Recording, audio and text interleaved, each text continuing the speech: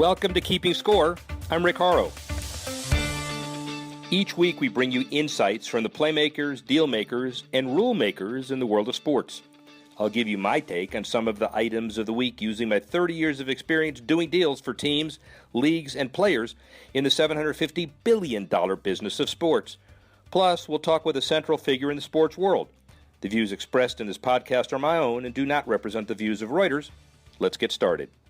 Big week, sports, opening of the NFL season, natural disasters, hearts go out to everybody in Irma and Harvey and everywhere else. Nobody really cares, but I'm in the middle of a hurricane voluntary evacuation zone. We're all cleaning up here in South Florida, and I'm leaving soon. But there's no better way to get my mind off of the issues at hand than talk about the trillion-dollar business of sports with my good friend, guru, global digital editor, Reuters, Dan Colarusso. You okay? I'm okay, Rick. I was wondering if you were okay. You were one of the people in my thoughts and prayers. I have a lot of people in Florida.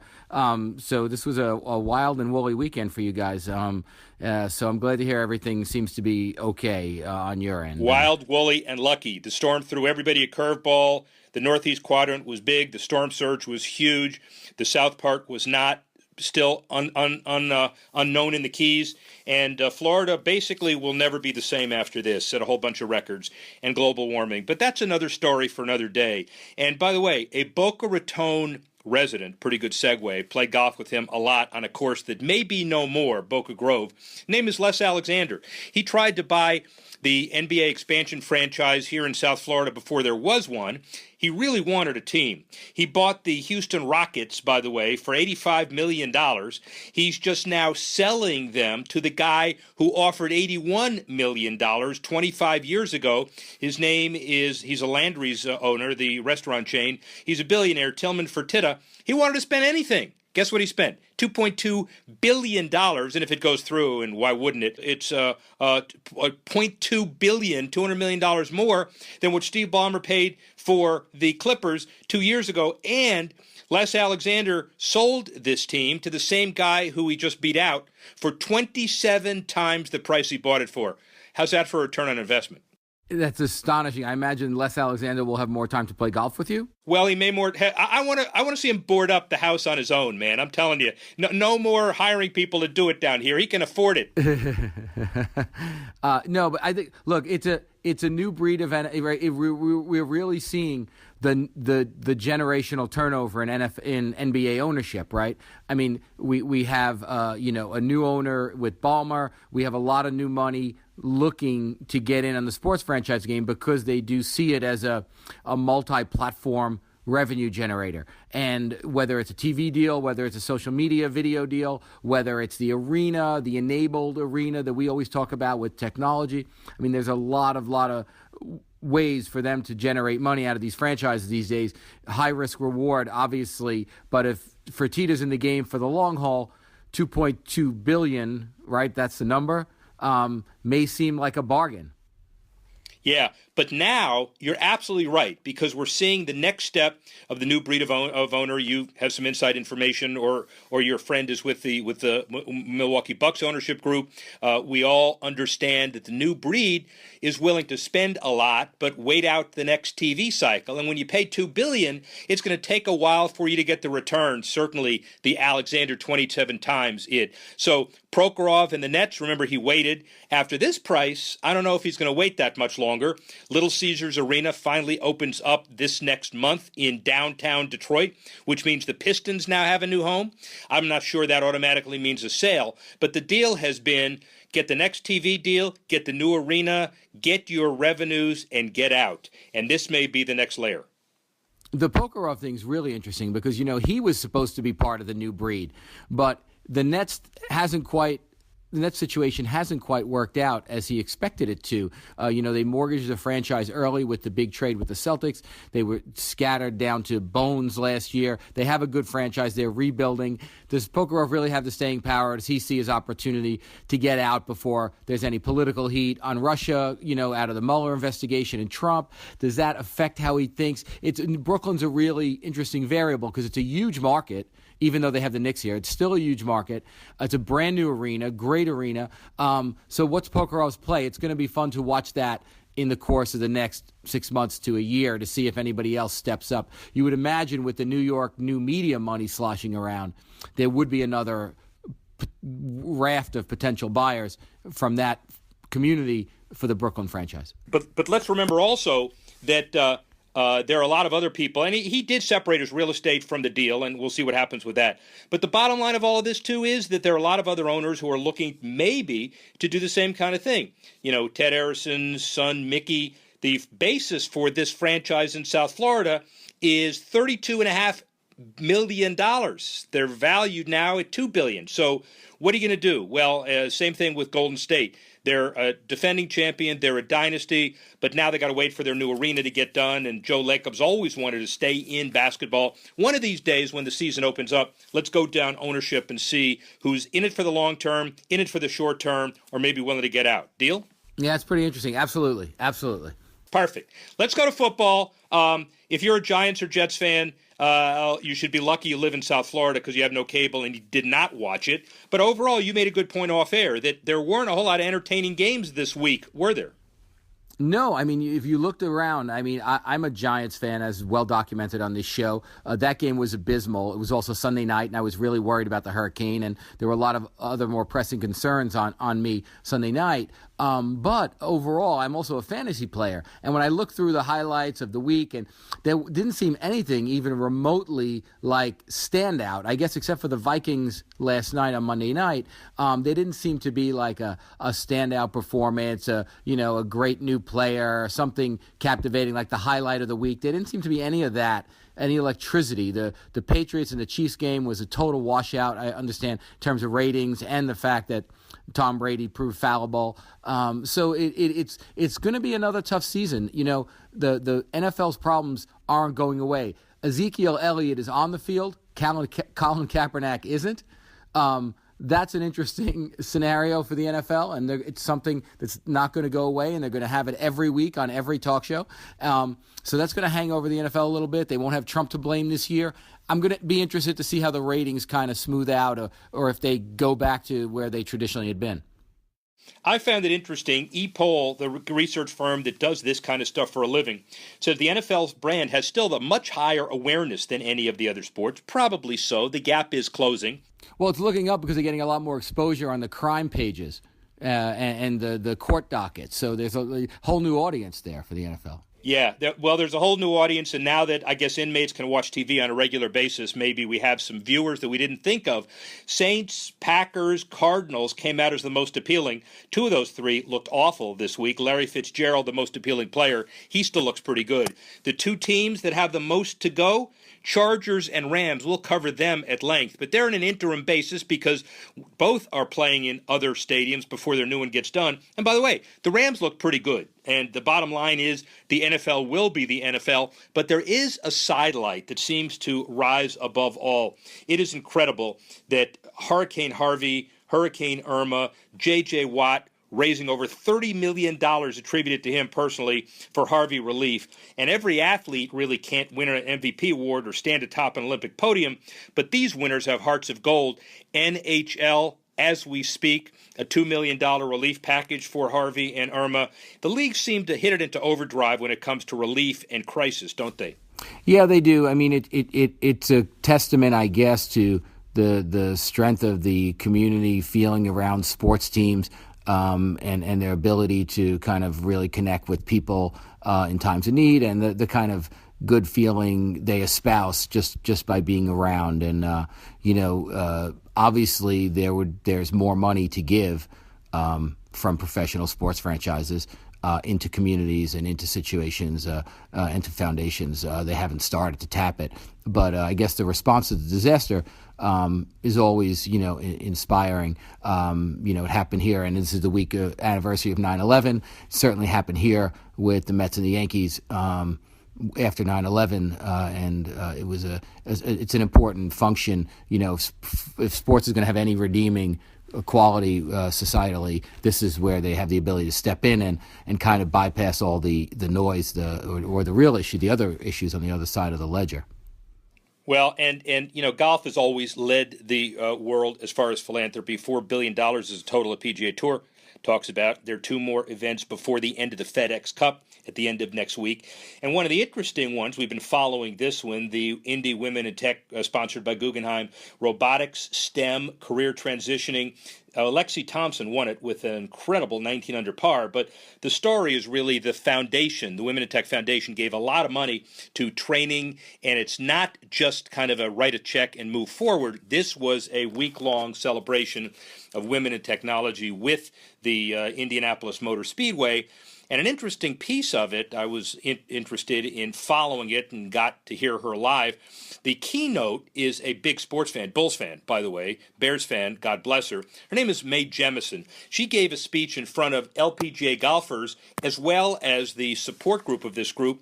Why is she relevant? First African-American woman in space. I know we normally have interviews that are focused entirely on athletes, but she's founder and president of the Jemison Group. She has some small, modest programs in place, like leading the 100-year Starship, a revolutionary initiative to assure the capability for human interstellar space travel by the end of the next decade. Who knows what that means?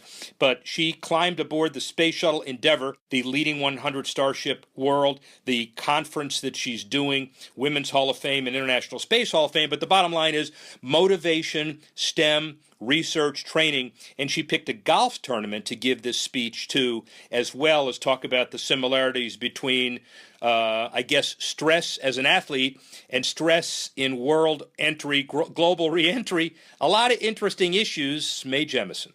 So, Dr. Mae Jemison, you grew up in Chicago. Yes, I did. And you set your sights pretty significantly. But did you ever, when you're growing up, think that you would end up as the first African-American astronaut in space?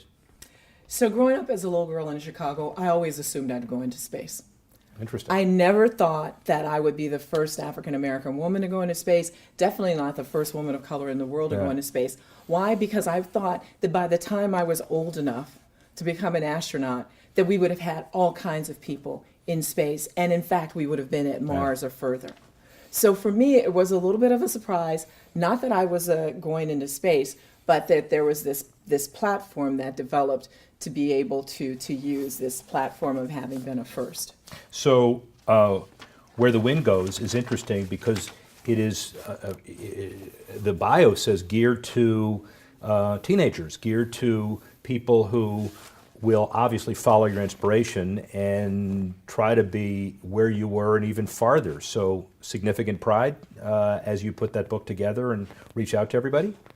When I wrote Find Where the Wind Goes, it was for teenagers because I wanted to do something biographical, not necessarily ready to do the full biography. Right. But the idea for teenagers was because it's a time period in which people are looking at different things and you're figuring out how far to push the envelope.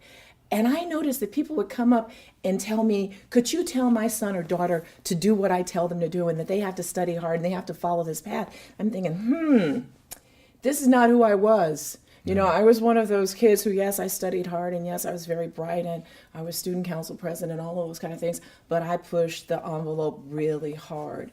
And I was fortunate enough to have teachers and parents who allowed me to use my skills and my talents for good, right? One of the issues that we have these days is that people do not, we want to just say something to teenagers. We just want to give an easy word to kids. But raising children is difficult. It's something that's not the same as their friend. And so I wanted to just try to provide some context for kids.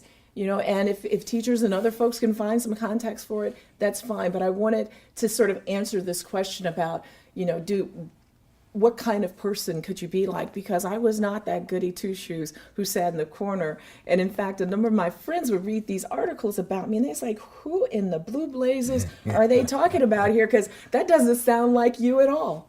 And I think that that's really important. And in fact, it's influenced a lot of the work that I've done because one of the first things I did after I left NASA was to start something called the International Science Camp, The Earth We Share. And this was back in 1994, and it was about building science literacy. And we worked with teenagers, 12 to 16-year-olds, That's that age group that people don't like to play with, right? Because it's all about discovering and pushing and pulling. And what we wanted to do again was to have them use their powers for good, right? So we would give them difficult problems and we would help to guide them, and we would train teachers to work on guiding them. So the problems were like predict the hot public stocks of the year 2030. This is in 1994.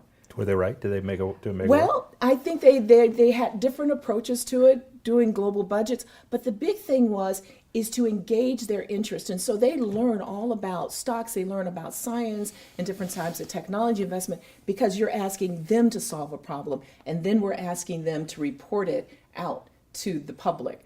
And wow, there's nothing like peer pressure and motivation to help you move forward. And I think those are the pieces that we have to work on. High visibility, successful entrepreneur, a lot in common, I think, with many professional athletes.